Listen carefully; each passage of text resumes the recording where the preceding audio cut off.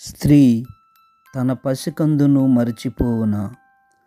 తన ప్రేవును పుట్టిన బిడ్డ మీద జాలి చూపుకుండునా? ఆమె తన శిశువును మరచినను నేను మాత్రము నిన్ను మరువను.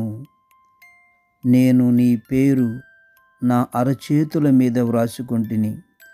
నీ ప్రాకారములు నిత్యము నా కనుల ఎదుట నిలిచియున్నవి. ప్రియ దేవుని బిడ్డలారా, దేవుని యొక్క ప్రేమ మన పట్ల ఎంతో విశాలమైన హృదయముతో ఆయన ప్రేమిస్తూ ఉన్నాడు.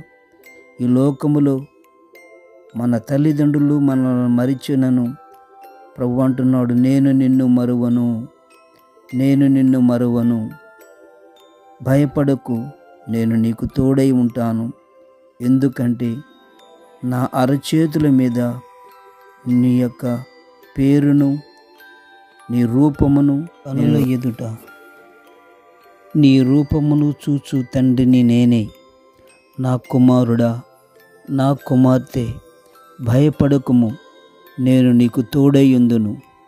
ఎందుకనగా నీ ప్రాకారములు నాకు నిత్యము నా కనుల ఎదుట నిలిచియున్నవి. నీవు ఎచ్చటికి వెళ్ళినను నా కృప నీకు తోడైయుండును. నిరంతరము నేను నీకు తోడైయుండి నిన్ను ఆశీర్వదించును.